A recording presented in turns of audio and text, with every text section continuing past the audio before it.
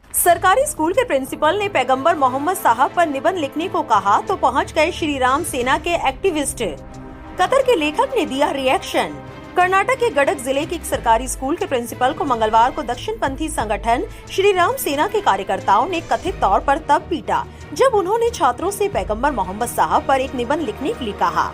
कार्यकर्ताओं ने प्रिंसिपल पर छात्रों का धर्म परिवर्तन कराने का भी आरोप लगाया। घटना नागवी गांव के सरकारी हाई स्कूल की है।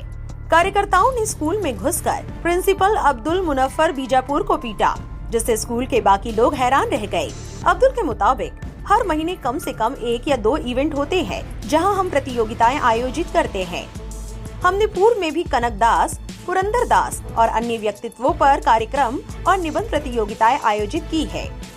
ये निबंध प्रतियोगिताएं छात्रों को इन व्यक्तित्वों से परिचित कराने और उनकी लिखावट में सुधार करने में मदद करने के लिए आयोजित की जाती है।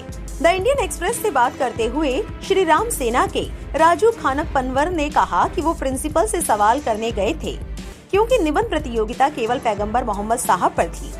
उन्होंने कहा, हेडमास्टर का दावा है कि कोई व्यक्ति स्कूल आया और विजेता के लिए 5,000 रुपए की पेशकश की और वो अनुमति देने के लिए तैयार हो गया। एक शिक्षक के रूप में उन्हें किसी एक धर्म का प्रचार नहीं करने देना चाहिए। वो एक तरह से युवा दिमागों में इस्लाम को बढ़ावा देकर अन्य समुदायों को बदनाम कर रहे हैं। Deputy director of public instruction Gadag G M Basavalingappa ने कहा कि उन्होंने घटना की जांच के आदेश दिए हैं। घटना का वीडियो वायरल होने के बाद इस मामले में कतर के प्रसिद्ध लेखक अब्दुल्लाह इमादी ने भी प्रतिक्रिया दी है।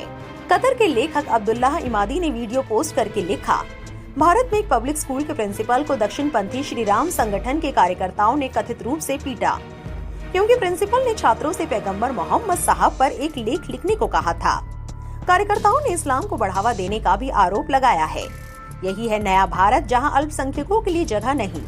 कर्नाटक के गडक जिले के एक सरकारी स्कूल में हुई इस घटना को लेकर जनता ने भी प्रतिक्रिया दी है। एक शख्स ने सोशल मीडिया पर कहा, इन दिनों सड़क पर जा रहा रोमियो भी नेता बनना चाहता है, इसलिए वो सबसे साधारण रास्ता इस्लामोफोबिया को चुनता है। एक और शख्स ने लिखा, ये राइट विंग के लोग नहीं है, ये हिंदुत्व के कट्टरपंथी लोग हैं।